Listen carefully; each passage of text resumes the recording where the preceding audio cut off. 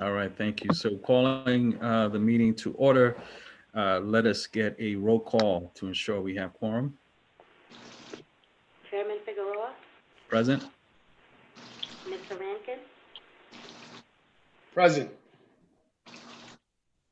Ms. Bissett, Present. Mr. Cohen,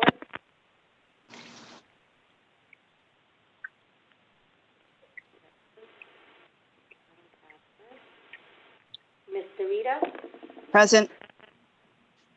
Ms. B,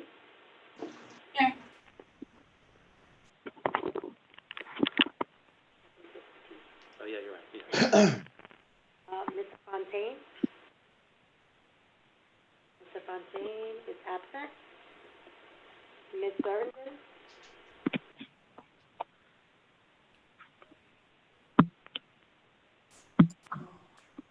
Did you say Swearingen? Sorry, I can't hear you at all. I'm sorry. Yes, I am here. Sorry. and Ms. Ray. She's absent. Ms. Ray is absent. You have 6 present, 3 absent. You have a quorum. All right, thank you very much. Sean, would it be possible to put the agenda up on the screen briefly, just so that we can all get acclimated with it, and then we'll jump into the meeting. Sure. Give me 1 minute.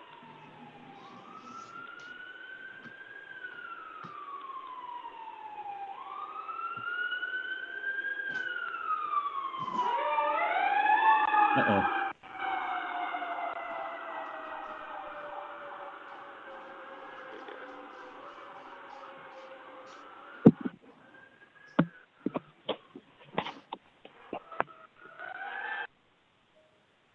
Okay, so we essentially have two items on the agenda today, and then we have a executive session that we'll go into after that discussion is done. I will begin with item number 1 and just welcome everyone to this meeting. Glad you're all able to be here.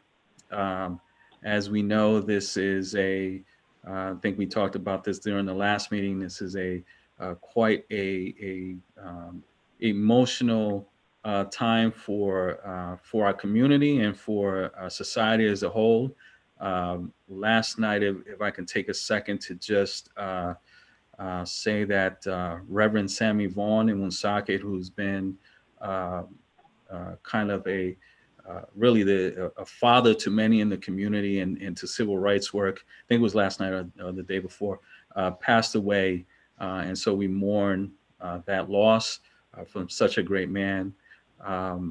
So things are just all over the place. And I know our duty here is to, look at civilians' complaints that come in to PERA, so that we can figure out a way to remedy those complaints as they come into this organization. So I appreciate the work of our executive director, Jose Baptista, also our mediator and our investigator. We hope that PERA continues to follow through on its work, and also perhaps in the future expand in scope or in size, so that we're able to cover more of this very important work. So last time I mentioned that we had several complaints that had been filed with PERA.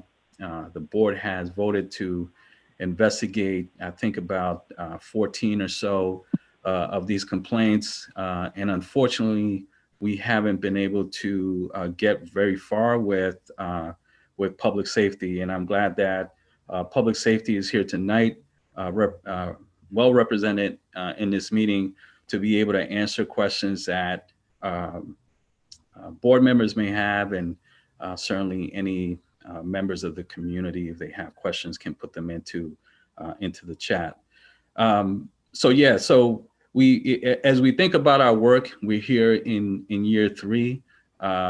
We've been able to speak with people. I think the community as a whole is more aware that we exist and aware of our work. Unfortunately, again, for us, where we are running into, into a wall, I guess is the best way to describe it, would be directly with law enforcement and public safety. So, recently we've had there's a case with Officer Hanley, and I know that there was a request that was made to the department to hold a briefing for PERA around this, and it's my understanding that we have not had a response or the opportunity to actually have that briefing so that we could be better informed, not just around that particular case, but also policy in the department as a whole. So again, welcome everybody, and we will move right into the second bullet point. We have Commissioner Parry here, Colonel Clements, and I think what I'd like to do is just open up with a question about certainly not only the cases that we haven't been able to move forward with the department, but also about the briefing with regarding Officer Hanley and the opportunity that we may have to receive more information around that. So again, welcome Commissioner, welcome Colonel. With that, I will turn it over to you, Commissioner. Sure. So I'm not going to talk about the Hanley case, and the reason why, as I've explained to your executive director, that it is pending a criminal adjudication, so the matters before the district court, and it's also subject to eventually Leobor, the police officers, the law enforcement officers' Bill of Rights, and I'm precluded from, the department is precluded from talking about, publicly talking about that case because of the restrictions in Leobor, and the release or showing of any evidence in the case. It is also restricted under, the pending criminal case. So moving on to, other investigations, my understanding and discussion with your executive director over the course of a year or so, that independent investigations by PERA would require, obviously, the cooperation of the police department, and independently investigating, and then not having either access or even knowledge from the professional standards office about what the complaint is and what, if anything, that we have based on the complaint. It's not going to happen independently, because procedurally, we've asked for, look, if you have complaints, work in conjunction with our professional standards unit, and we'll cooperate and provide you. Sue has her hand up, so do you want me to stop, or? Can I just ask you a question? I hate to interrupt, but before Sure. we get off the topic of the Hanley video, Yeah. that video was already shown to the members of the Providence Police Advisory Board. Mm-hmm. So what was the reasoning that it was shown to them, but not to PERA? So our police advisory board, after it occurred, we consulted with them and we showed them the circumstances in which the complaint was made. That was prior to any criminal charge being lodged. Since then, that criminal charge has been lodged, and it's not a public document. So I understand your concern, but I'm concerned with the criminal prosecution and eventually the procedure in which that officer is entitled to his due process under the state labor law. But if it's already out there, It's and not, there's about 30 people that are part of that group. I don't know how many were on that day. so that, there were, sorry, go ahead. so that was pre-criminal prosecution. We didn't know whether or not the Attorney General would bring criminal charges. Since then, we have not released that or shown that to anyone for obviously the protection of the criminal case before the district court. I want to jump in there and just get a little bit more specific on that question, which is what I think Susan's getting at, and to the extent that it's not, is what I'm getting at. Why is this Providence Advisory Police Board, excuse me for getting the name wrong, is that created by city ordinance? Or I'm curious about the nature of it because, you know, and forgive me for sounding like a jealous executive director over here, but it's my position, at least under the law, the city ordinance that created us, that if anybody is going to be advised or briefed or shown the video, it should be the institution that was created to do that, as opposed to the institution you're talking about. And to the extent that we were not shown the video first or advised first, it's my understanding that your position now is, even at this point, that they've been shown the video and so much has happened, that your opinion is that we're still not allowed to see the video, even though that veil has already been pierced. Am I understanding that correctly? So we have shown confidential and sensitive information over the years with our police advisory board, and it's a board that advises the police before I got here. So it wasn't created by law or ordinance. It's been a long-standing advisory board. So the video was shown to, I don't know if there were 10 or 15. I didn't take attendance in a quick way, in a manner in which, once we became aware of the circumstances and had the video. So there are two videos that are out there, one by a private citizen and one by body cam. We have shown that particular body cam to our police advisory before charges were brought.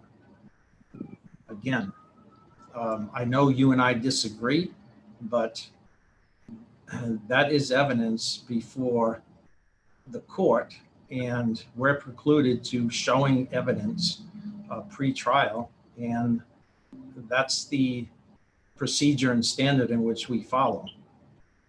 So we have not shown that since charges were brought to this officer.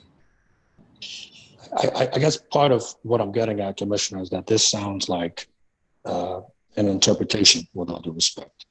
The point that I'm getting at is that this is the board that was created by city law, that was pushed for years by activists, that is connected to Providence history and fighting for civil rights since at least the mid-70s. I take issue with us not being briefed on this issue now. Never mind the fact that we've asked. I think it should be something at this level that the Attorney General is involved. This would be something that, and granted it was on an individual basis with the investigator, but this is a very serious issue, and I don't think it should be subject to an interpretation. I think the law is rather clear. We are the legally empowered civilian oversight board that governs these issues in the city, and this was true before the recent events that have brought national spotlight to these issues. I don't understand the justification for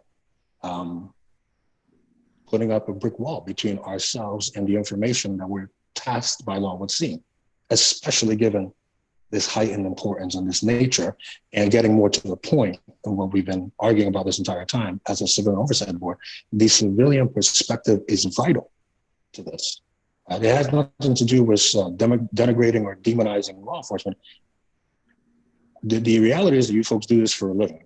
You see force and you use force and you think about that for a living. The civilian perspective is needed because I think you would understand that there's certain parts of the job that if not subject to civilian review, could be like a ship that floats a little bit too far away from the dock. And so I don't want to get on a soapbox here, but I think it is of the utmost importance. And I think we're going in the opposite direction by shielding PERA from seeing this, going in the opposite direction we need to be going in. The direction, by the way, that you and your department have so eloquently supported and press statements and everything else. We've been very aware and happy to see how active yourself and the chief have been and expressing condemnation for what happened in Minneapolis and flying the Black Lives Matter flag. I guess what we're saying here is follow through with that and shed some light on, and understanding all the rules and everything that's in place. You understand that a lot of that is not relevant to the civilian oversight of it. In fact, the Bill of Rights applies exclusively to issues that you're going to punish folks on, right? If we're not talking about you punishing folks, then we're not talking about the Bill of Rights. And so I would just like to respectfully push back on this issue of PERA, you interpreting the law in a way that is counter to what the purpose of the law is. So I hear you, but the rules of evidence preclude us from releasing that, publicly, and we don't release video pre-trial in many cases that we have to protect the integrity of the criminal case. Now, we could argue about Leobor and what it says. The last thing I want to do is jeopardize the process and violate Leobor, as I've seen other cases with Leobor go to, the Superior Court, because Leobor is really tight and it is really prescribed as to the procedure. I have one last thought, because the last thing I want to do is jeopardize this conversation. I firmly believe this conversation is about the public, and although I am a member of the public, obviously I have a capacity here. So I have one last question, and I'll reserve my question for a while. I guess I just want to emphasize one last time and ask whether you agree or don't agree. There is a fundamental, clear difference between you showing that video to the public, which is not what I'm saying at this moment, and you conducting a briefing for the 9 members of the PERA board.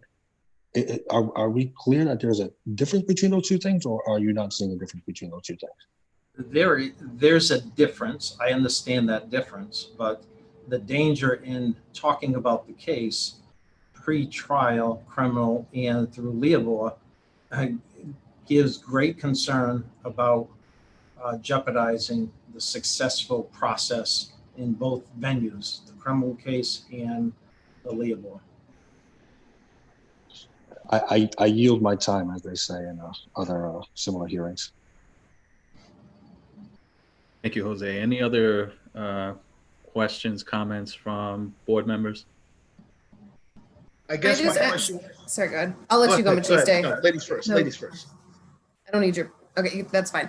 I was going to give you some smart aleck response. I'm going to ask if we can't talk directly about the Sergeant Hanley case, but looking at what we had done in the past and like how you had given it to the Providence Police Advisory Board and there was some conversations here with PERA and things like that. Would, God forbid, this happens again tomorrow? What changes? What changes in the process? Of the involvement of PERA, of the involvement in the community, the Police Advisory Board, or any of those cases? Like, what can we do to ensure that next time we get to be in that room, we get to have this conversation, we get to investigate like wholly and collectively to the best of our abilities as PERA?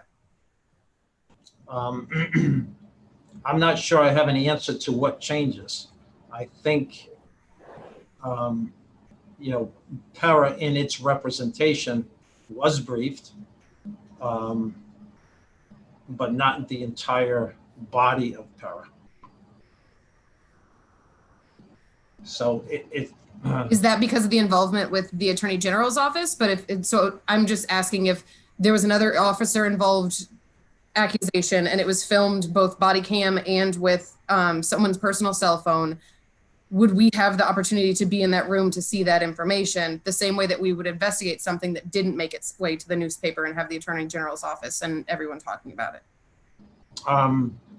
Perhaps is my answer.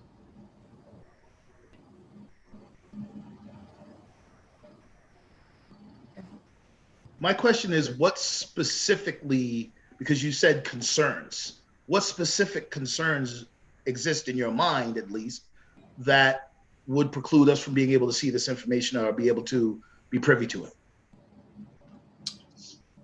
Just generally, right? What are you talking? I'm sorry? You're talking generally about these complaints? Well, you said you had concerns about showing the information to the board. Right. So I'm asking you what specific concerns. When you say concerns, that's a broad statement. I have concerns, I have thoughts, I have feelings. Well, what specifically is it that you're concerned about that could happen, that could poison the process? The integrity of the criminal case. That's my concern. It's always been my concern as a 35-year police officer, keeping the case criminally protected so you don't create witnesses that may then be a part of that criminal case. So that's my biggest concern, whether it's a misdemeanor or a felony. It's to protect the criminal case. And protect means that we proceed in the court and we provide that evidence. By showing additional people that evidence potentially can affect that criminal case. And same for the due process. I've seen public officials talk about a case with a police officer that's been before the Superior Court arguing that the case and the charges against the officer should be dismissed because people have both looked at that evidence and talked publicly about it. I don't want to put us in that position. That could happen with one of, I didn't mean to cut you off, but that could happen with one of your command staff. That could happen with one of your officers. Someone could easily speak to a member of the media quietly, discreetly, and slide that information to them. I know that that's happened on other cases where the police were trying to keep a lid on things and someone in the media got their hands on something. But I guess what I'm thinking about is we've had this discussion before about NDAs and things like that. And it just, to me, it feels like it keeps coming back to an issue of personal interpretation of the statute and personal levels of perceived levels of trust within the organization and how those levels should be up to a certain standard for different people. And I think that's really a concern. So I hope nobody takes this personal because it's not personal with me. So the decisions that we make to protect those cases are decisions that we are consistently making so we don't jeopardize the procedure, whether it's criminal or legal. Oh, I don't think that anyone's taking it personally. I'm saying that it seems like there's a interpretation that you're making as far as how this should go. And if it's about the preservation of the process, I mean, we're all sworn in. We could all sign NDAs. There would be a way of tracking people who were involved in the room to see something. I mean, just like you guys have, what is it, a chain of custody on the videos that when someone views that video, it goes up through people and they have to sign off on seeing that video. We could come into a room, everyone signs off, you guys are able to track who saw it. And then if it gets out into the media, well, you have a pool of people who you could look at and say, it had to be from this 8 or 10 people. I don't think that's particularly unreasonable. And considering that the statute pretty much lays it out that there's a distinction between the public and the authority as it's stated in there, we're not the public, we're not the general public. And I don't think that anyone's advocating for you to take these videos to a rec center and, show them for a viewing like it's a viewing of Frozen. But I think that for members of the board to be able to kind of piggyback on what Elise was saying, to be able to make objective observations about what's taken place, we should be able to see the video or at least be given some sort of briefings. Well, it's not like you all weren't briefed. I know Eugene has been briefed by the major, and I know your executive director has been briefed also. So it's not like we're just shielding it in entirety. I mean, the position that we've taken in being transparent in everything that we try to do, but there's protections that we have to be concerned with. And I hear your point. I hear yours as well. Thank you.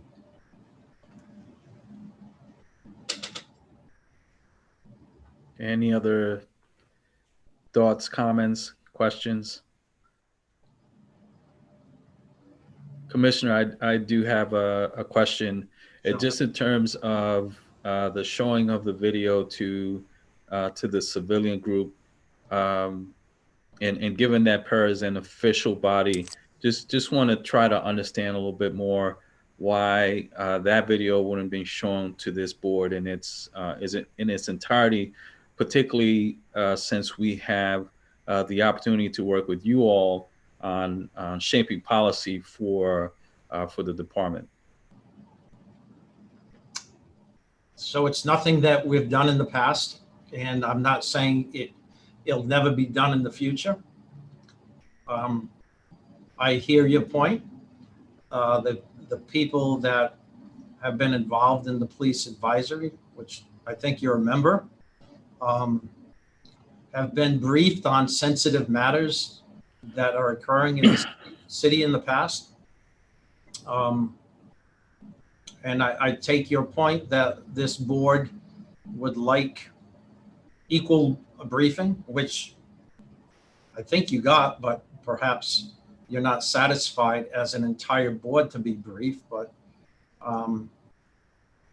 as I said, you know, members of this body have been briefed by the major and others. So there's nothing, you know, secretive. So I don't know. I sense, because talking to the executive director, that there's, like, I've heard now that there's, you know, concern about this case and how it's being handled, and that's concerning to me.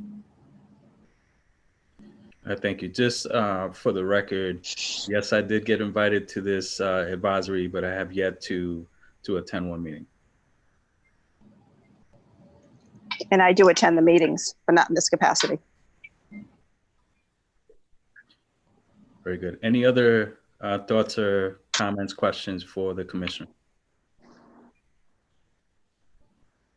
I do. I just don't want. I can't see everybody quite on the screen. I want to make sure nobody else does. If nobody else does, I have one. But if somebody else does, please, you know, like I said, I think the emphasis is on folks in the public or the board members. We have a couple of hands raised in the participants list as well. Okay. Well, we'll go to Jose's question, and then we'll look at those other ones. Go ahead, Jose. All right, Commissioner, I just want to ask you a clarifying question before I say what I wanted to say. You said that you are hearing that there are concerns with the way that the case is being handled, and that is a concern to you. Could you please elaborate on that? I can't, because it's about this particular case. Well, not about the specifics, obviously, but if you're saying, because when I hear you say that you're concerned, I hear that in at least one of two ways, in two very different ways. And so I want to make sure that I understand what you mean. So I cannot, I'm not going to discuss this case and some of the concerns that I've had with this case. That would only continue to exasperate the problem. All right, well, I will then move on to my response and you invoking my position and saying that I was briefed. What I had was not a briefing, and what Eugene did was not a briefing, because but for my invoking the PCPRA and informing you that Eugene is coming over, there probably would not have been a briefing, and correct me if I'm wrong. So no, we have not been briefed yet. And yes, there are massive concerns on our side as the civilian body. And that would be true 2 months ago, pre-George Floyd, as much as it is true now. And the reason why I feel comfortable saying that to you is because, unlike other police chiefs and commissioners around the country, as you're well aware, watching the news, the response in Providence has been progressive and encouraging. As I alluded to the facts before, flying the Black Lives Matter flag. Obviously, I won't reveal our personal conversations, but you've obviously conveyed to me in private your very grave concern. And so the point that I'm making to you, Commissioner, is that could a George Floyd situation happen in Providence? My answer is yes. And it's not because the Providence Police Department people are evil or anything like that. From a strictly human perspective, we are in the crosshairs of a very, very serious and complicated issue when we talk about Fourth Amendment and traffic stops and use of force. None of this stuff is simple. I appreciate that. And I certainly don't have all the answers.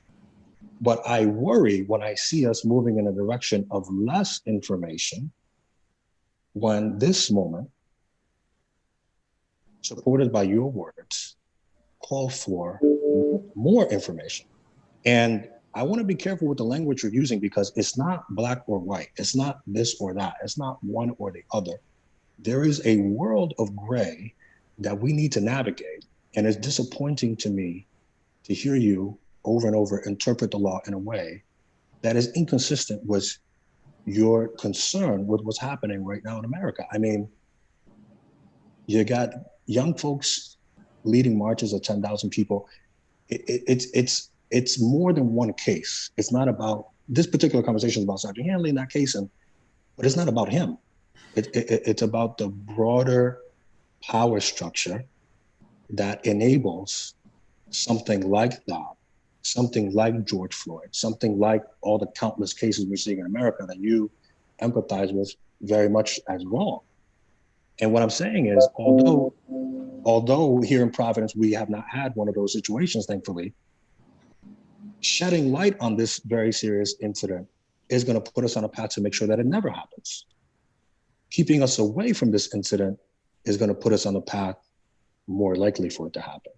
And so I know that there was a question in there somewhere, but I just want to push back on that, as I have many times in the past. I'm sure nothing I'm saying to you is a surprise, but you understand just the same way that you have a constituency. I'm sure you're getting beat up all over the place. I watch the news too, and folks are complaining about you no matter what you do. I'm not simply just adding to that pile for the sake of adding it.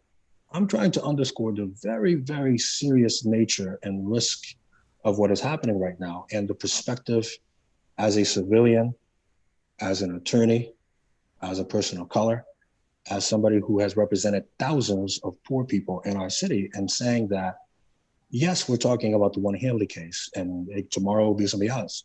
But what is really at issue here and what we're trying to accomplish with the briefing and with everything else we're trying to do is to reform the system to make sure this stuff doesn't happen, because one day you're not going to be commissioner. I'm not going to be executive director. The mayor, the governor, and the president are all going to be different people, and the system is going to prevail. And so we need to do our part to attack that system to make sure it doesn't happen. And I think the way that we could do that is what the thing we propose. So there have been so many things that have been said in the press and in these meetings and everything else that I just want to push back on some of the language being used, because I think it distorts the issue really when we need to be focusing on the issue, because the reality is that lives are at stake. I'll respond. I can't agree more. You and I have had many conversations, and we've tried to be very transparent in this police department. We're going to continue to be, because I believe that the more transparent we are, the more trust and faith that we get from the community. So I agree with all of that. And I won't reiterate, but if you have not been briefed, which I thought you had, or Eugene, then let's have a conversation. I'm willing to give you that verbal briefing, but I cannot release any documents. I cannot release any video. So you can be convinced in at least that briefing that we are being as transparent and we are being as aggressive as we possibly can with police community interactions.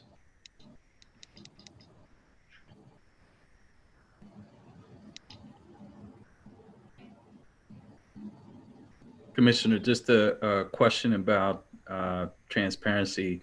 How does that apply to the cases that we haven't been able to move forward with the?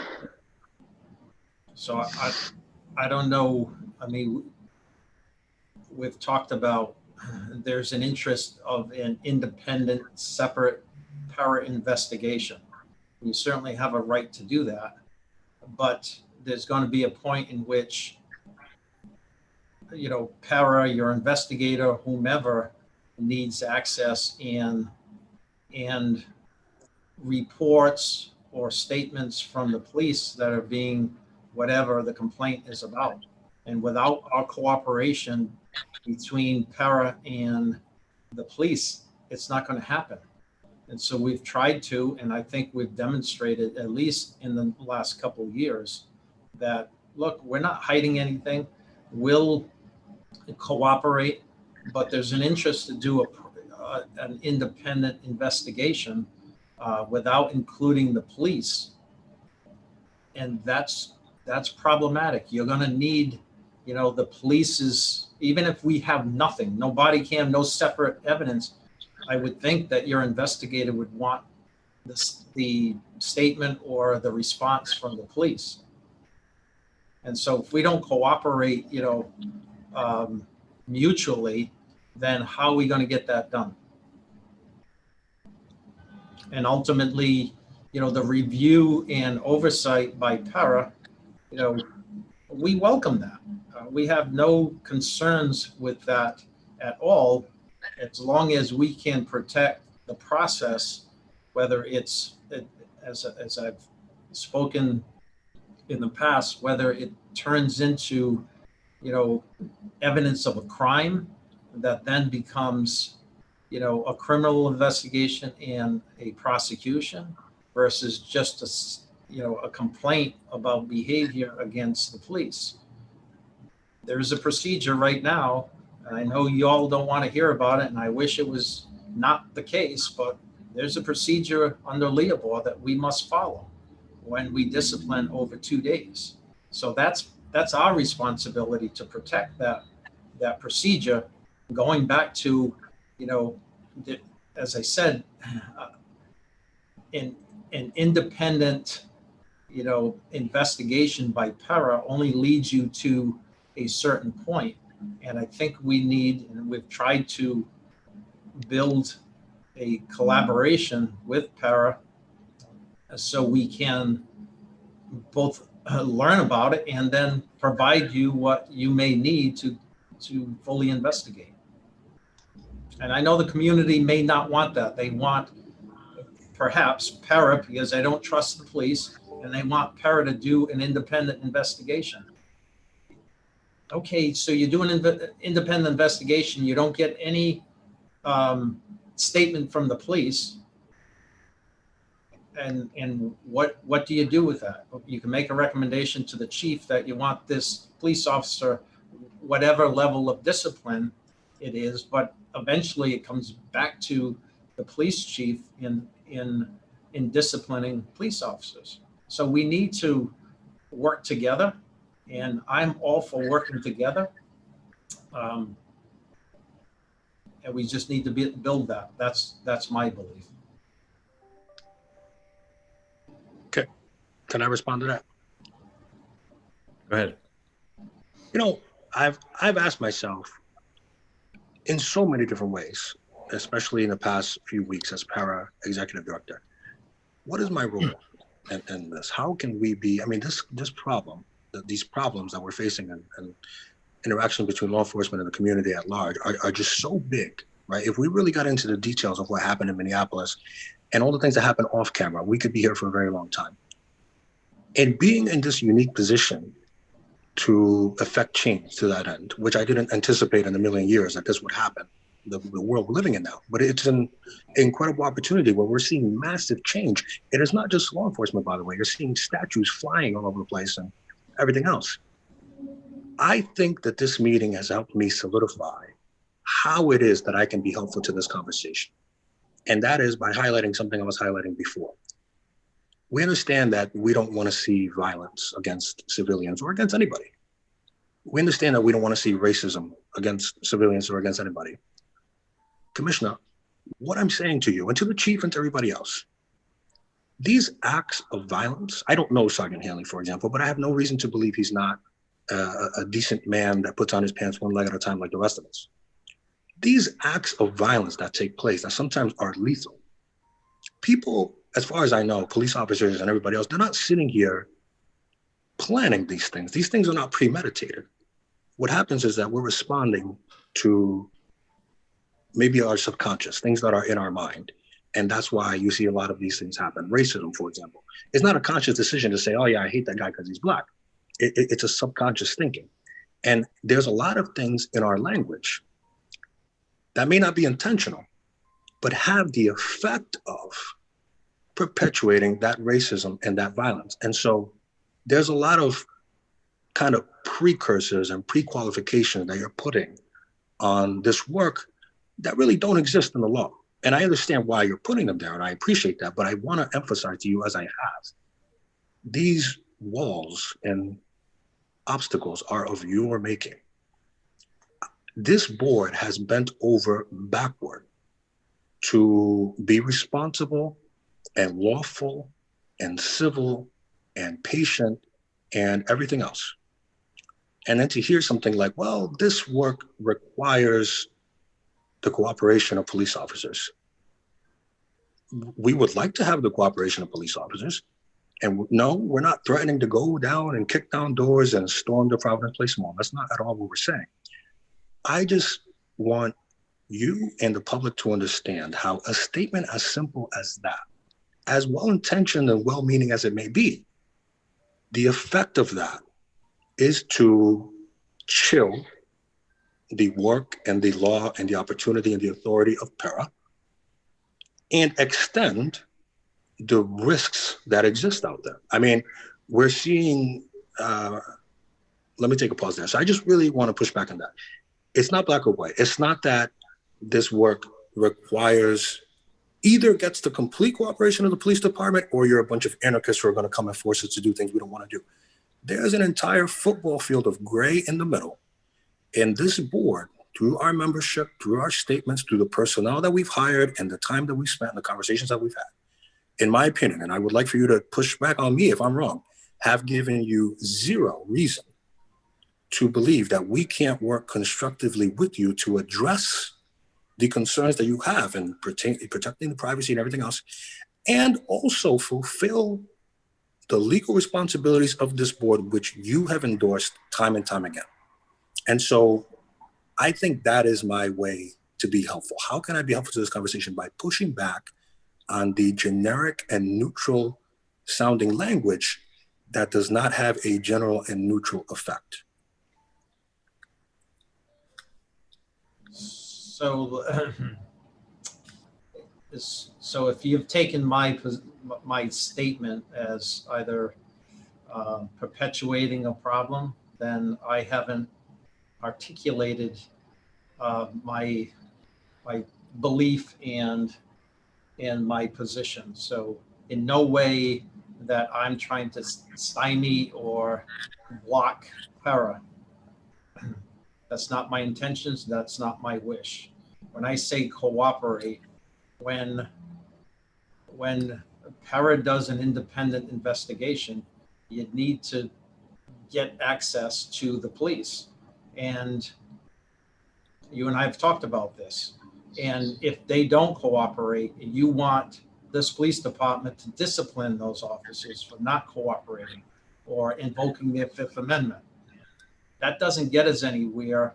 And when we spoke early on, you know, we wanted to make the first several cases successful, so the rank and file endorse the procedure, at least with mediation. So I'm not trying to block whatsoever.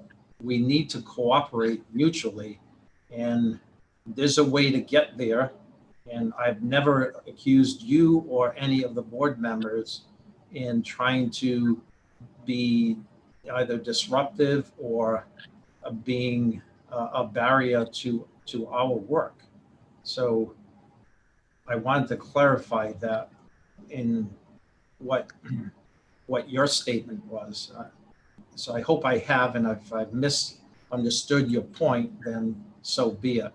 That's never been my concern with PERA. My concern always has been working together so we can independently adjudicate cases, whether they come into you or here, and be transparent and open. I want to end my, I guess, this particular segment of my comments with a lighter anecdote to lighten it up a little bit.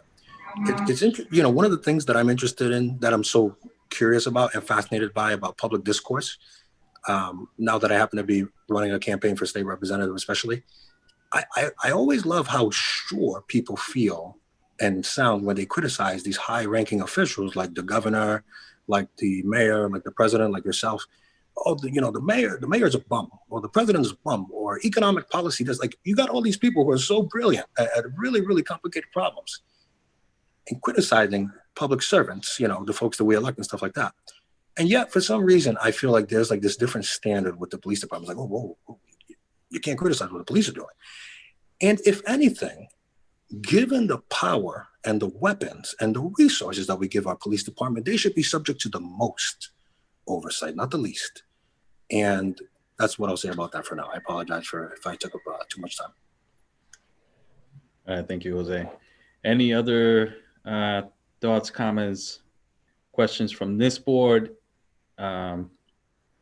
If not, Sean, are there some questions in the chat?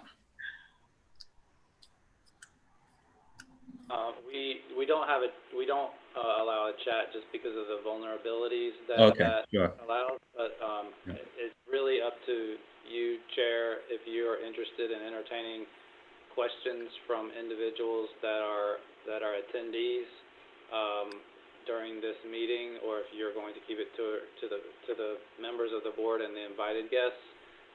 If you're able to see the list of panelists and attendees, then do that.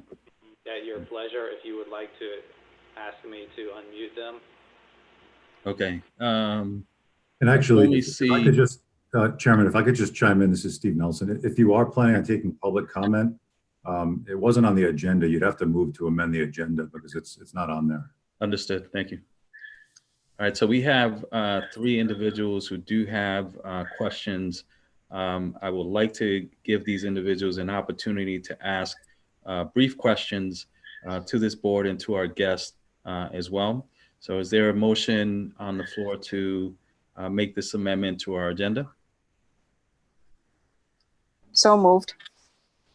Is there a second? Second. Okay, discussion? All in favor? Aye. Okay, opposed, abstain? Okay, the motion passes. We will open it up to these 3 individuals. Again, if you would kindly answer your questions succinctly so that, we can keep things moving along with the meeting. Thank you. Okay, so the first person on the list would be Justice Gaines. You are now unmuted. Hello, thank you. And I first want to say hi again to the PERA board, and it really is good to see all your faces again. And I just want to call back to a very early meeting this board had and the conversations about objectivity and neutrality we had with you all who were there, and how those have really set up the place where what we were trying to say is that the police have the authority to hide their own responsibility. And so the police cannot police themselves. And I think that is sort of the problem that is being run into that we're seeing during this meeting. And thank you all to the PERA board for the work that you are doing. To Commissioner Perry and to Colonel Clements and the officers here, I just want to briefly break down what's happening and clarify that what I believe is being asked for, what I believe I'm hearing from PERA is that as the Civilian Oversight Board of the Providence Police Department, they should be having the same access to hold the Providence Police Department accountable as the Providence Police Department grants itself. And with that, that means that even if you are unwilling to share this information about this specific case because of a criminal investigation, I would hope, and I'm going to demand actually, that you all make a commitment that in the future, PERA will be included in any of these conversations, any of these briefings that happen that have a vested public interest. The same way you all made a decision about this other board, this advisory board, seeing this tape, there should be a commitment that PERA and the members of PERA will be a part of that process going forward, and that this will be a regular thing that the Providence Police Department commits to, that this is part of process, that this is in your policy, that this is in your conversations. There should not be a reason, there is no reason whatsoever, and it's already been fought out in court, that PERA should not gain that access. And when you're saying that it needs the collaboration of the police, that requires police to be willing to hold their own accountable. And even if PERA makes a recommendation, say that pisses off some of the rank and file officers, it is up to the leadership of police to have the courage and have the dignity to hold their officers accountable, regardless of whether their officers have chosen to collaborate with PERA. And so again, I'll repeat my question. Will you all as Providence leadership make a commitment to include PERA in these processes going forward? All right, thank you, Justice. You like me to respond or? Yeah. Yes, sir, Commissioner. Yeah, when we can and when appropriate. That is not an answer.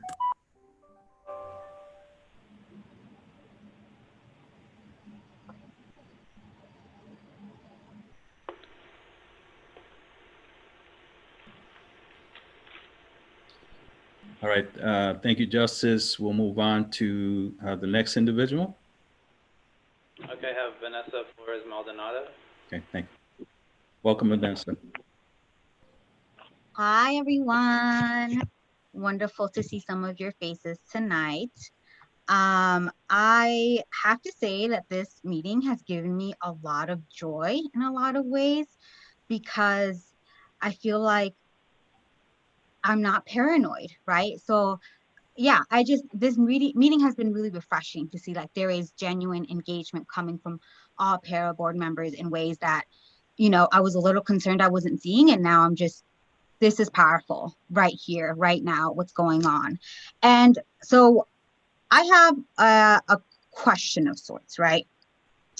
So Perry has said over and over again that we need to work together,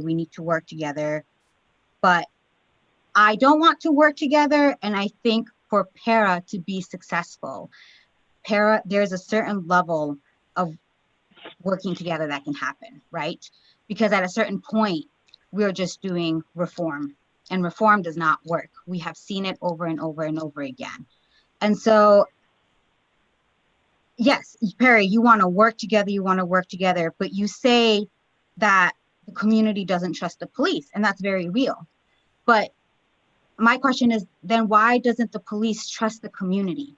Why do we need to have police over and over again everywhere we go, whether we're trying to get parking downtown, whether we're at Providence Housing Authority, whether we're just in the park having fun, and then all of a sudden there's police there? Like, why doesn't the police trust the community?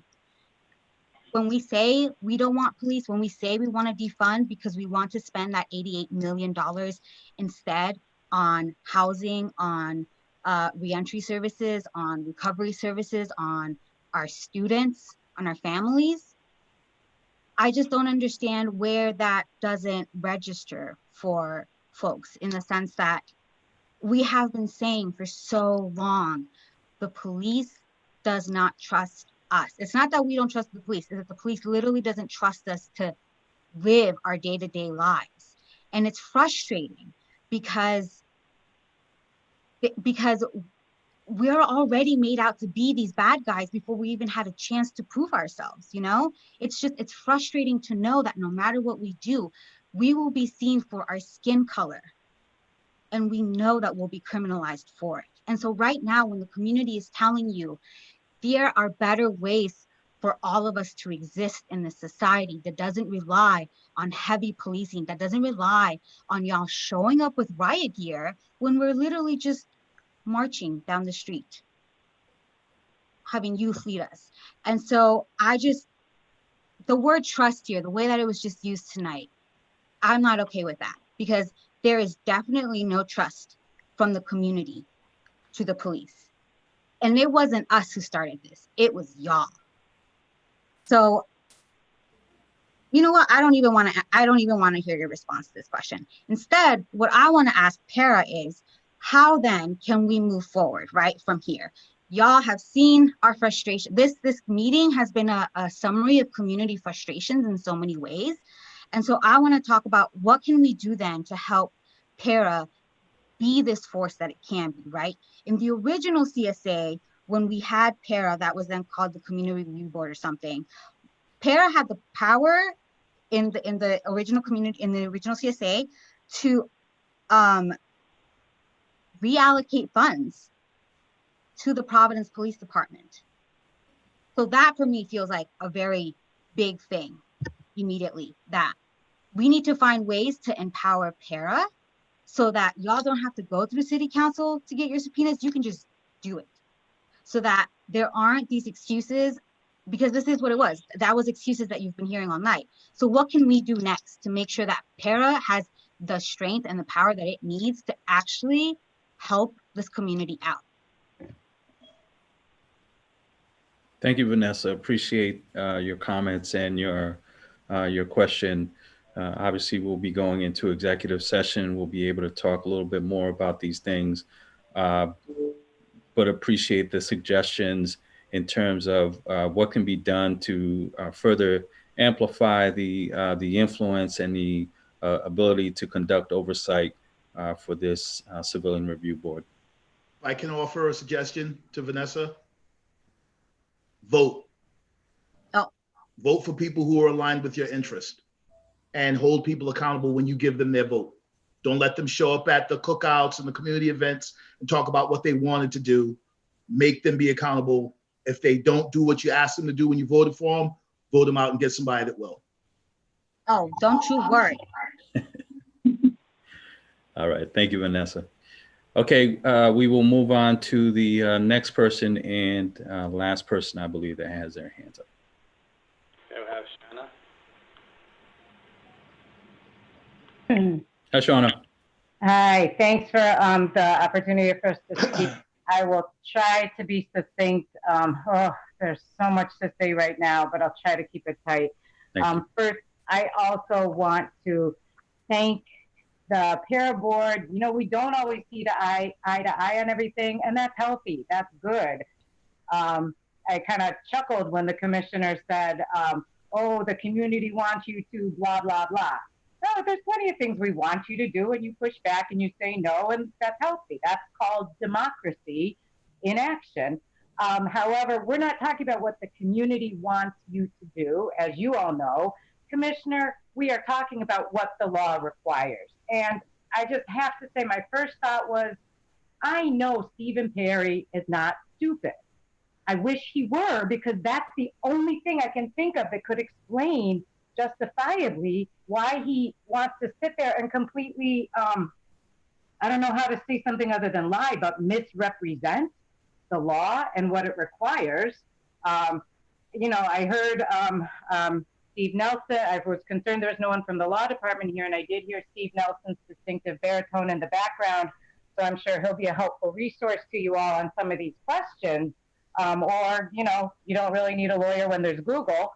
But what the commissioner's saying is in complete violation of the department's own policy, right? I think many of you have taken the opportunity since the last meeting to look at some of the policies, and 320.02 body worn camera policy is very, very clear that for critical incidents, the video has to be released within 45 days unless there is some kind of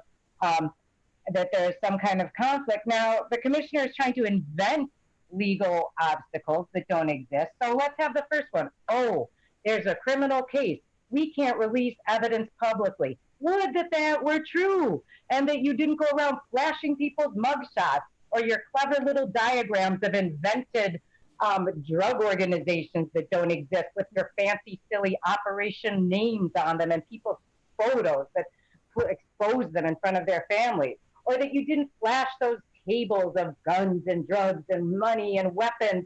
That's evidence. That's physical evidence. They're just sitting there at a table with cameras around, for God's sake. Don't pretend to us that the law prevents you from showing evidence, and don't insult our intelligence by pretending you don't do it all the time, because you do when it suits you, and now it doesn't, and that's the only reason you're not doing it. Let's see, the other excuse, again, we can just read the law, was LEOBR, the Law Enforcement Officers' Bill of Rights. There is no provision in there. You cannot find one. I challenge you to find one, except I know you can't, so let's save time, that prevents you from sharing this. What it says in section 4228.6-2, subsection 12, is that no public statement shall be made prior to a decision being rendered by the hearing committee. So fine, keep your mouth shut and hand over the video. I think that's probably much more useful than hearing your commentary, at least based on how tonight's conversation is going. So again, LEOBR is a false excuse, and it's a pretext for not doing it. And finally, the trump card, and so glad to hear that Mr. Nelson is with us tonight, is APRA. APRA clearly requires you to release this video. Aside from, if you want to ignore your own policies, if you want to ignore community will and PERA's oversight authority, APRA requires you to do it anyway. So one suggestion to you all, which I'm sure you've probably already thought, is to go through PERA and hopefully consult with your attorney when you have a chance to confirm that that's the case. But I think if you just ignore the commissioner, if he doesn't want to comply with the law, we'll be nice and just ignore him when he breaks the law, and just speak directly to the law department, and I'm sure they can help you out, because otherwise that means you have to go to the Attorney General's office and do a complaint against Stephen Perry and drag him into court. And I know certainly the law department has better things to do with their time.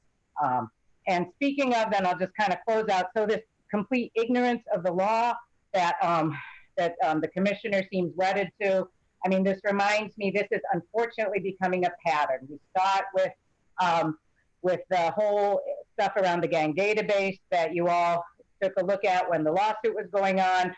And the law was really clear. Everybody knew it, but for whatever reason, the police department insisted that they didn't want to comply. And again, had everybody have to drag it into court and force a lawsuit. This is wasting valuable, precious city resources. Our city attorneys have better things to do with their time than try to go around and clean up messes that the leadership is making right here. And frankly, what I thought then, and now it's scary because it's reoccurring to me now, is that when you have a paramilitary organization within a city government, any type of government, that considers itself above the law, what is the difference between that system of government and a military dictatorship?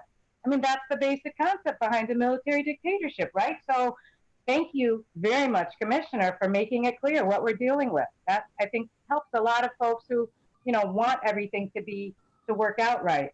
So I'd say, the commissioner talked about wanting to work together and, whatever kumbaya type of action.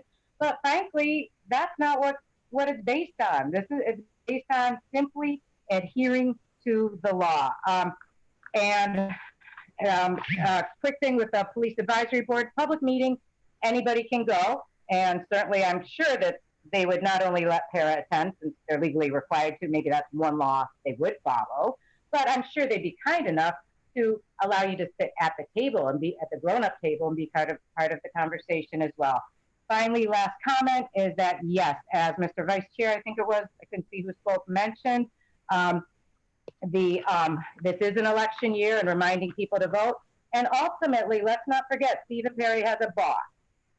And his boss has an office on the second floor of City Hall, And I don't believe that that the mayor's representative, I didn't see Mr. Fontaine here at the meeting tonight, but you know, perhaps he would be willing to bring it back to the mayor. Perhaps the mayor needs to hear this from PERA directly, that we would appreciate it if your appointed employee who works for you under your authority, and may not be election year for the mayor this year, but 2 more years to whatever he wants to do next, it would be nice if he actually followed the law, because otherwise every person that you guys arrest, forget it. Why are they expected to follow the law when you think you're above it? Thank you. I can turn that into a question if that's required for format. Otherwise, go do your subpoenas, go do your APRA requests, whatever's going to work. But thank you all for standing up for the legal process to be respected. Okay, thank you, Sean. I appreciate those comments. Commissioner, I want to offer you an opportunity to have some response. If not, we will just move on. There's one more person that has their hand up in the room. Thank you. No, I won't respond because there was no question, but just criticism. So I'll leave that as it may. Very well, thank you.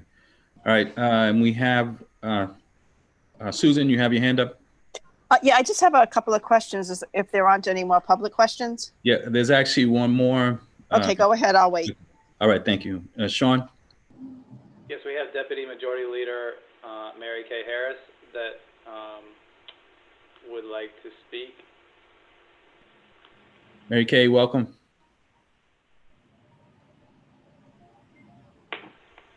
Good afternoon. I'm glad to be a part of this, and I have been listening throughout the whole process of this whole meeting.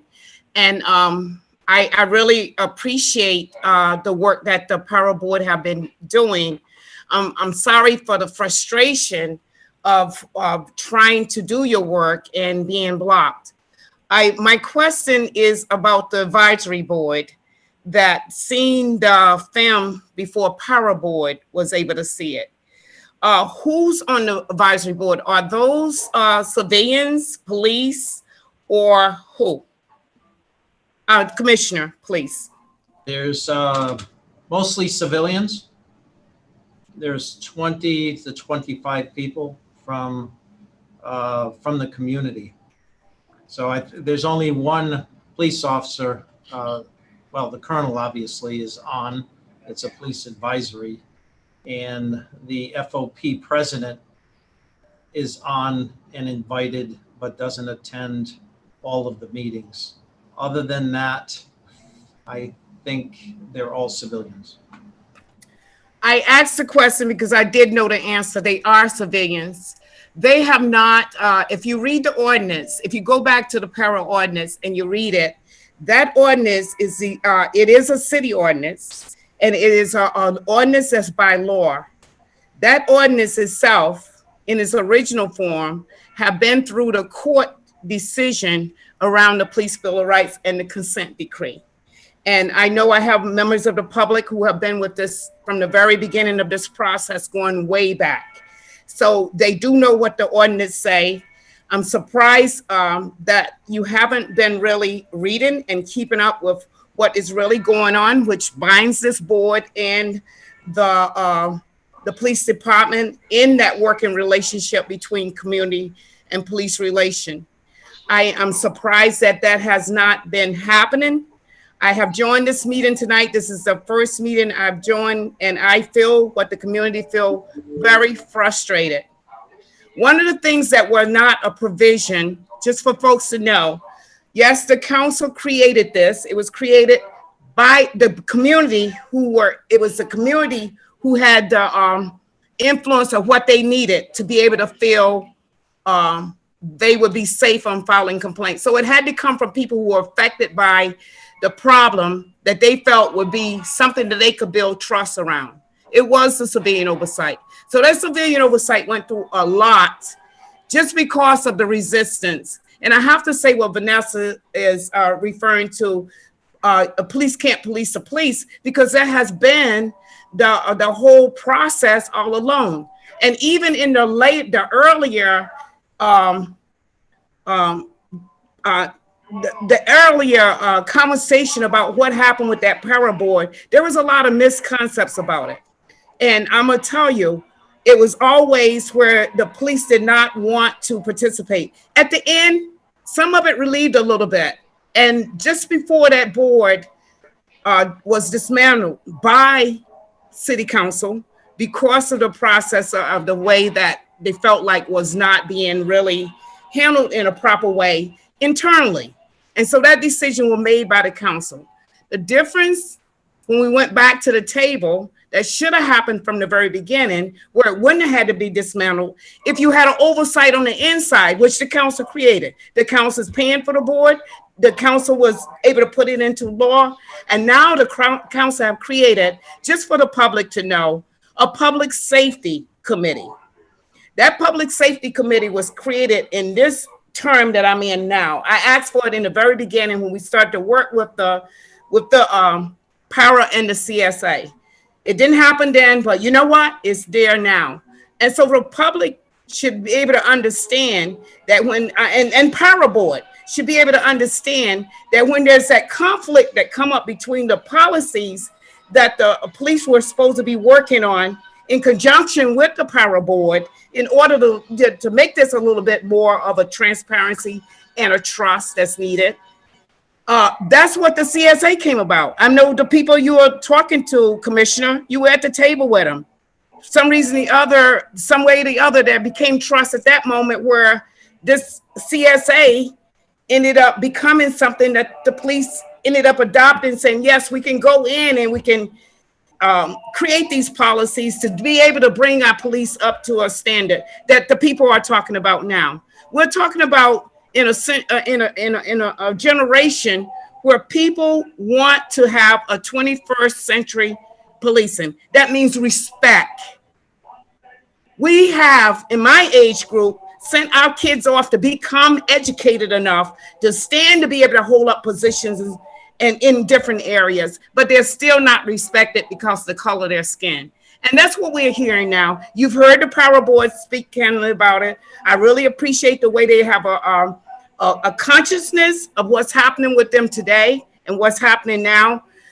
I don't think you're trying to work with the PERA board, just the way you're just giving the answers. And I wish that could be something different. You know, I'm trying to say, because we definitely need to be able to have something in place where it does not cause more confusion in a time of confusion, if that's understood. So first of all, the advisory board has no provision in the PERA law that say that they can see films over the PERA board. I just don't understand that. I don't understand your thinking behind that, Chief. I don't understand that, because those civilians most likely are much more untrusted than that confidential board that were put together by a city body. If you can understand what I'm meaning in this. So moving forward, we have heard from Justice about asking you to go forward and share with PERA board. I say stop sharing with the advisory board. And if that continues, I believe that this has to go before the council. I hate to say this because I would love to see this board be able to work with you. If you're sitting there and you're saying, no, we're going to do this stuff and we're going to move forward working. I don't know for sure what's going to happen after tonight, but I'm hoping that it's a better day tomorrow. Thank you for the time to be able to speak, Mr. Chairman. And thank you, your honorable board members, for the work that you're doing. And I'm sorry for all the frustration. No worries. Thank you, Mary Kay. Susan. Well, actually, before we go to Susan, I'll ask the commissioners the same question. Commissioner, did you want to respond? If not, we can move on to the next question. And I will respond. I've got a lot of respect and admiration for the councilwoman. I hear the frustration. I hear the community as well. And we need to do a better job. And I'm not just giving lip service and words. I hear that, and it's on us in this profession with the community, obviously, in which I respect and I trust. And I hear the frustration of these three witnesses and now the councilwoman. And we need to be better in building trust in the community. Okay, thank you. Susan? Okay, thank you, Councilwoman Harris, for your comments. The advisory board also is not just civilian. It also has the U.S. attorney, elected official. The attorney general is there, and he does offer input and opinion when he's asked. So just wanted to kind of clarify that. So during coronavirus, I've been doing some policy reading. May I respond to that? I'm familiar with that. I've been invited in to the advisory board. They give a lot of awards to our community as well. So I think it's a mediation board between the community working internally. It's a great board. I don't have any complaints about the board. For interrupting. That's okay. Just a couple of questions. Is there a rubric for disciplinary actions for officers who violate a policy, or is an action taken on a case-by-case basis? So if somebody doesn't turn their body camera on, what happens? I mean, I've done a lot of the talking. The colonel can speak to that, but it's case by case. Every circumstance is different.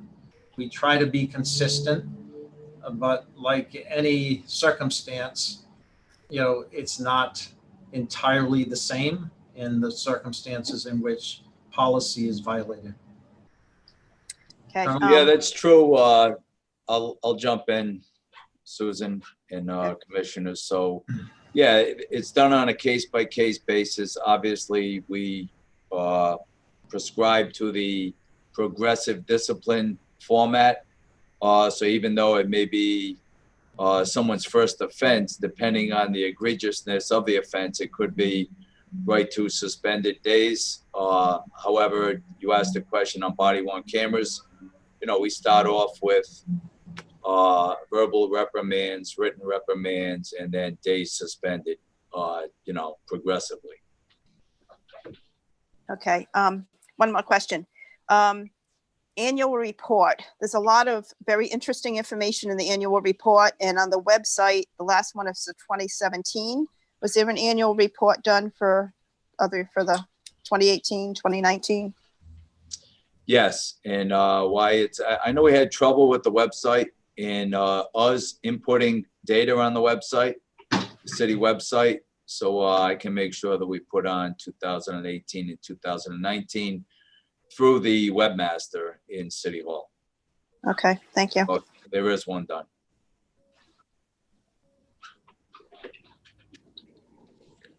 All right, any other thoughts, comments, or questions? I just have one. Sorry, this is me again. So, Commissioner, I asked at the very beginning of this, what changes? And so, like, after this hour-long conversation, hearing from us, hearing from the community, what do you think can change if we had to redo this over again? So what changes is we should be giving a briefing to PERA. Understanding that I can't release evidence or material, that we should be briefing PERA. And we will. Okay. Thank you. All right, if there are no more comments, yes, go ahead, Jose. Just wanted to say one more thing to the commissioner in particular. I'm going to continue on something I was saying earlier. I'm going to bestow upon myself, I guess, the title of language police, if you will. Not to be silly or score points or anything like that, but because I feel at this moment the same, I'm going to be honest with you, Commissioner, the same pain and anger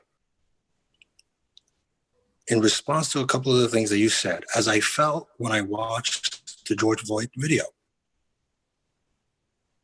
I know that again, the man who killed George Floyd is not necessarily an evil man. God only knows what's really in his soul. But it is the fundamental indifference to Black lives that causes and allows and permits a situation like that. Those things don't happen overnight. As I said before, George Floyd was not premeditated. Sergeant Hanley is not premeditated. They are the products of a system that has existed for decades and more likely for centuries. And so when you just brushed aside everything that Shauna said, in particular, the brilliant and accurate legal points that she made, clearly explaining how it is, as I was saying, that you are choosing to put up a veil between civilians and the information that is rightfully ours. That is an act that helps create the environment in which something like George Floyd happened. And I need to make that crystal clear. It's been a few minutes since Shanna made the comment, and I want to let it go. But it is one thing to have privilege. It is another thing to avail yourself of that privilege. And when you wash away anything that anybody says, today happens to be Shanna, but tomorrow it could be anybody else, that language fosters and sends a message to your department, a message that we cannot sit and listen to idly by, because that is what creates these problems. We're all so alarmed about what happened with Sergeant Hanley. Imagine reading the newspaper to find out that a Providence police officer was arrested. I need you, Commissioner, whether it's today or tomorrow, I don't know when, and I say it with all due respect, I need you to understand the power of your words and how you may want to be on the right side of history. And everything that I know about you is that you're a good and decent man. But when you say things like that, and when you do things like that, you're on the wrong side of history. And it gives me zero pleasure to say that. What we're facing out here is serious. And I am, on the one hand, echo what some community members said, and ecstatic that we've had the opportunity to have this quality of a conversation that is long overdue. But PERA has had the same conversation we're having tonight for at least one whole calendar year. And from this point moving forward, we cannot have the same conversation anymore. Vanessa asked what it is that we can do. We're trying to think about that and figure that out. Every conversation I have about the PCPRA is about what PERA can do versus what we can do versus what is legally permissible, maybe we should just forget about that. But we have to change fundamentally the conversation that's happening in Providence, because it is not okay. It is not okay, and not by a long shot. And every one of us, civilian, police, everybody in between, has a very steep responsibility. This is a complicated problem. It didn't happen overnight. It's not going to be solved overnight. But you know, when somebody asks whether something's going to happen to PERA, there was a question about PERA investigations, and your answer was, well, if it's appropriate. Commissioner, we're not looking at this as police and people. We're not looking at this as two separate teams. In reality, we're all people. The point that I made earlier about government is true. If we're dissatisfied with the governor, we elect him or her out. The same with the governor, same with the city council, same with everybody. What you're hearing is not just a dissatisfaction about what's happening with the police department. I'm not trying to do anything outside of what we need to do right now. And the language, Commissioner, needs to change. I can appreciate that. I can't snap a finger and make this happen tomorrow, but you are availing yourself of a privilege. And you can do that, I suppose, but that's a choice. And so long as I'm executive director here, that's not going to go by unconfronted.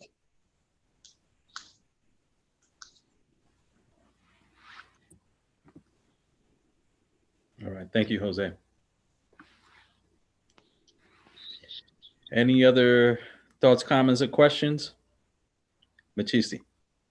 I think that at this point, you know, the commissioner has been the object of everyone's ire for a while. So I'm not gonna go at you again, Commissioner. I feel like the whole thing with that is done. Colonel Clemens, you said that there was a case-by-case basis. Now, I understand that you guys were accredited by the, was it the Commission on Accreditation of Law Enforcement Agencies? Yes, correct. Are you guys a tier 1 or a tier 2 accredited department? We're newer, an organization that's newly been appointed, so tier 2. We're Okay. not the top tier. Well, it's my understanding that tier 2 was a higher tier. I'm sorry, yes, tier 1. Correct. Okay. So you guys have covered the 180 points for that accreditation level. I think it's 186. Yep. Okay. All right. I'm off by 6. So my question is, to follow up with what Susan was talking about, this rubric for the use of body cameras, because I mean, what's a subject that was brought up the last meeting by Justice, rightfully so, was that body cameras aren't saving lives. And my contention with that is, it's not that they're not saving lives, it's that the people who are responsible to hold the people who are using those body cameras are not being held to account, and they're not holding the users of those cameras accountable. So my question is, knowing that you guys have a lot of discretion being on the street or in the department as far as at the command level, why not create a rubric and then give these command staff members the discretion to decide whether or not they can step outside of that rubric because of that case-by-case nature? Well, we can step outside. You know, if it's an egregious, if someone by design, we feel someone by design is not put on their body-worn camera, and I won't speak to specific cases, but people are being held accountable to a higher degree, especially if they're a supervisor, more than the beginning of that rubric, where it would be a verbal or a written. They're being held more accountable because they're a supervisor, and that's happening as we speak. Okay, because I will speak to specific instances like the situation with the Providence firefighter.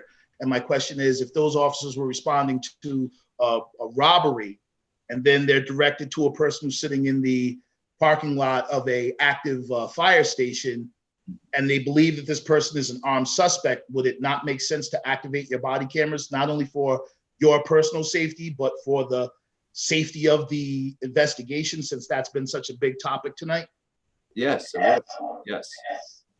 Okay. And that's why that one officer is being held accountable and will be penalized and will have to go through retraining and have a letter in his file. And again, this type of progressive discipline is important, where we find patterns where the same officer, whether it be Clements or Remolina, continue to not use their body-worn camera in those circumstances that are documented in the policy, then they're held to a higher, their penalties will be a higher level of sanction. Okay. And what about the individuals who are reviewing those cameras? What sanctions are in place to check their behavior and see if they're actually holding these officers to account? Because I can imagine that there are times when, as you said, if it's Officer Clemens or Officer Remolina, and I like Officer Clemens or I like Officer Remolina, and I am their commanding officer, and I feel like it wasn't that big of a to-do, that I can kick that report back to you and have you amend it so it looks better, to be more in line with what the camera shows. How do we, what things are in place to kind of ensure that your command staff is being held accountable also? Because I keep hearing a lot about, you know, a need to enforce on the officer on the street, this duty to intervene. But if you're intervening on the street and no one above you is actually being held to account, then it kind of lessens the authority of you on the street, right? If I'm telling on all the people I'm working with and my commander says I'm a snitch, then that really doesn't help me to kind of be in line with that statute. Mm-hmm.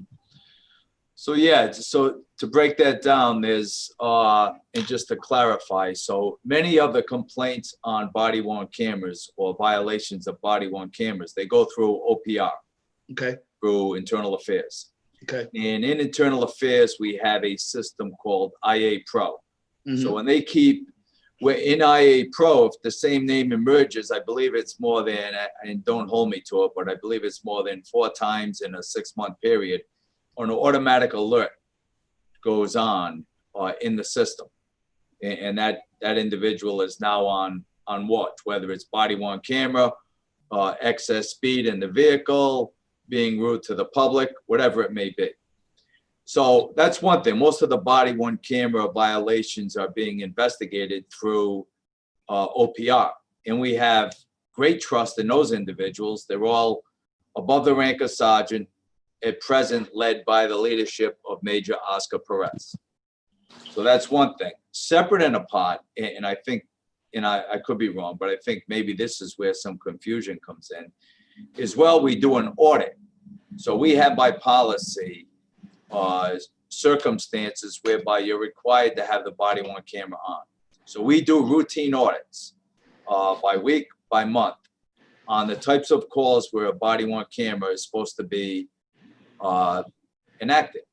And we do an audit and we pick 20 calls for the course of the month as it relates to responding to a robbery, and see how many times the body-worn camera was on.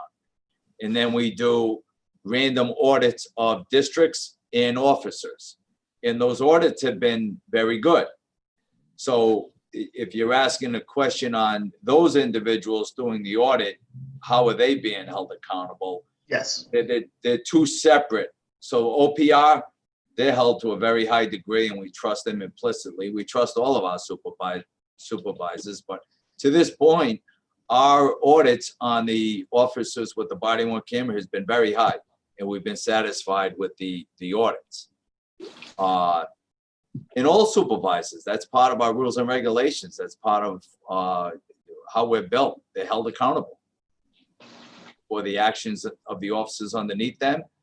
And, you know, if we have to bump it up to a district commander, a lieutenant, a captain, we do. And are those numbers on those audits available to the public?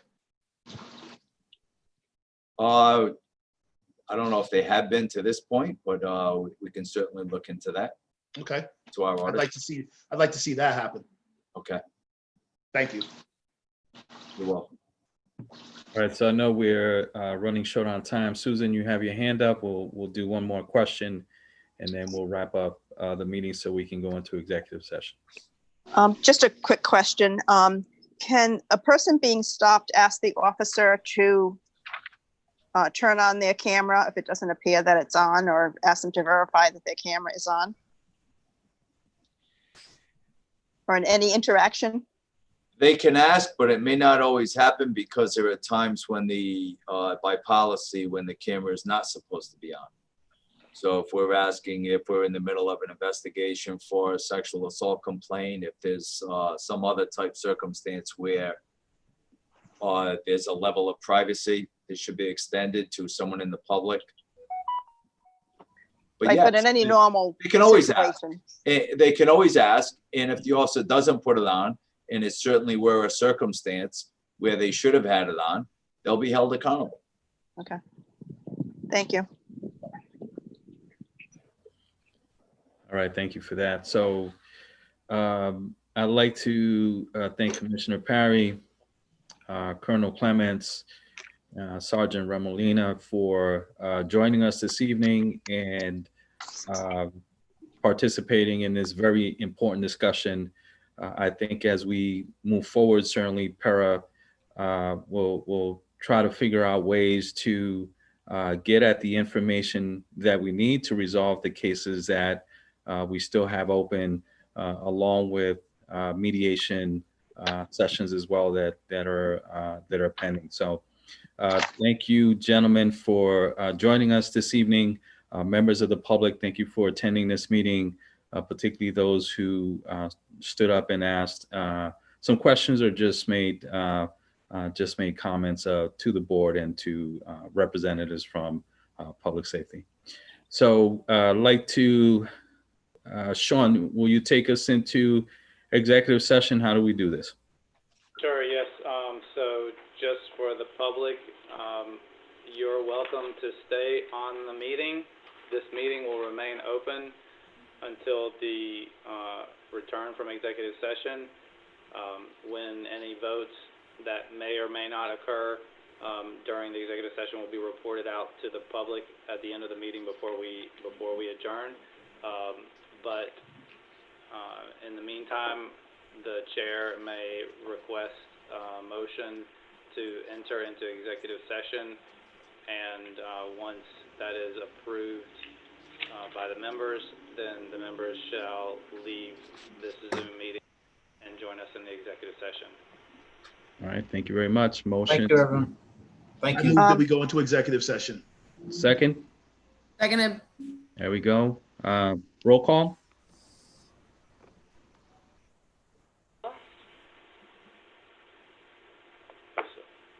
Go ahead, say it again. Chairman Figueroa, Yes. Mr. Rankin, Yeah. Mr. Beck, Yes. Mr. Cohen. Mr. Cohen's absent. Mr. Rita, Yes.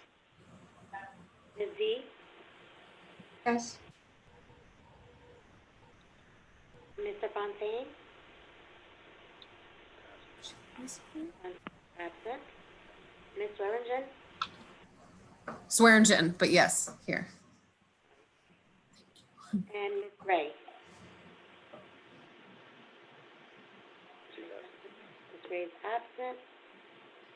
You have 6 present, 3 Six absent. yes. 6 yes, I'm sorry. 6 yes, 3 no. 3 absent. 3 absent.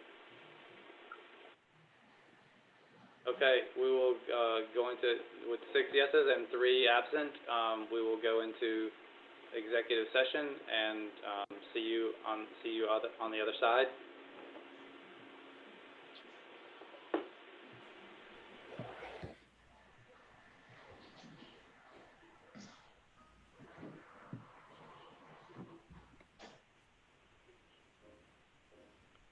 Sean, so we're leaving this meeting and clicking on to the other link? Yes, everyone should be leaving, all Okay. the members should leave this meeting, yes. Okay, thank you.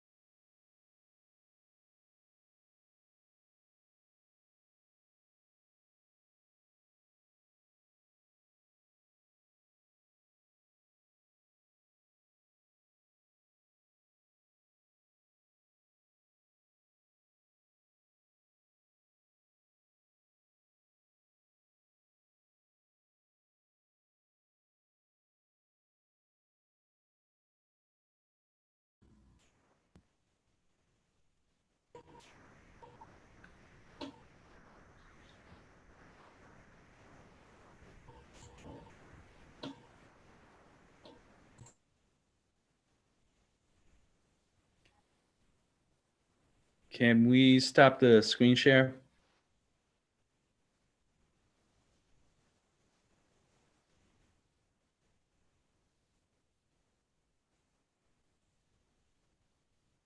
There we go.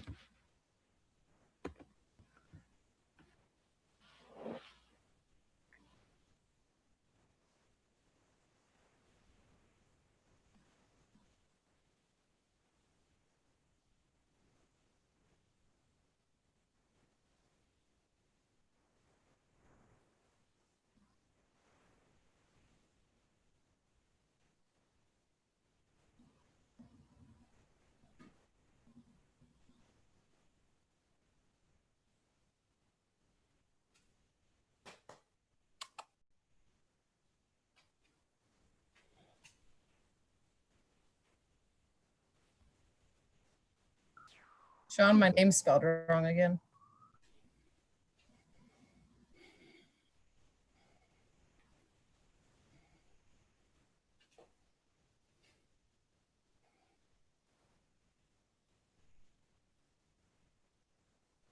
All right, who are we missing?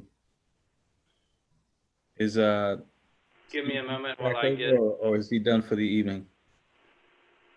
Does he need to be in this portion? Who? Steve. Oh, he should be joining. Give me a moment, and also I'm going to try to get Eugene in here. Okay, thank you.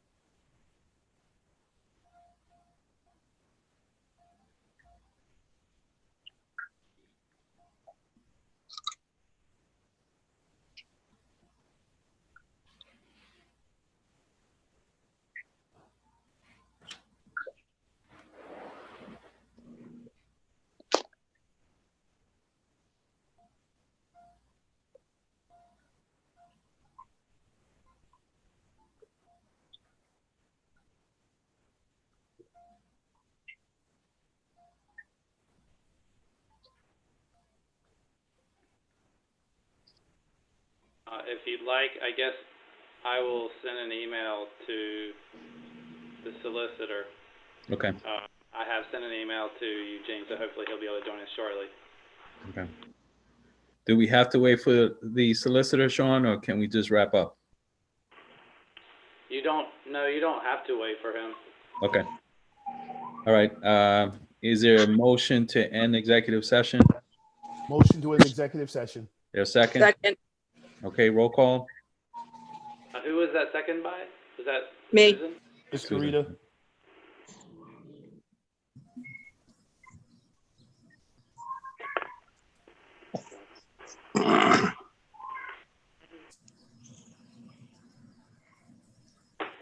Sorry, could you just please repeat the motion just for the Yep.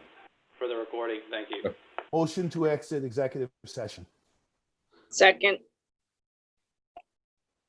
Roll call. Chairman Figueroa, Yes. Rankin? Mr. Rankin? Yes. Ms. Bissette?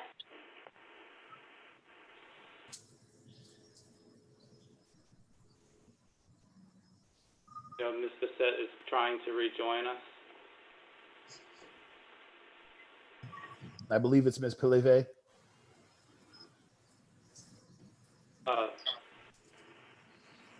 Civilite. Yeah, that is correct. She did make a point at some point that she is divorced and doesn't want to have that name associated with her anymore. Damn, Jose. What kind of business out there like that? I didn't mean it like that. I just wanted to make sure that people knew so that they wouldn't be caught in a bad position. I'm just messing with you, dude. I could have said that in another way. I'm sorry. We'll just keep it amongst this group. That probably would have been better. That probably would have been better. She no longer uses that name. There you go. Well, let it go. Let it go. All right. Could All right. hold on. We're having one technical difficulty. I'm sorry. Can you just give us 1 moment?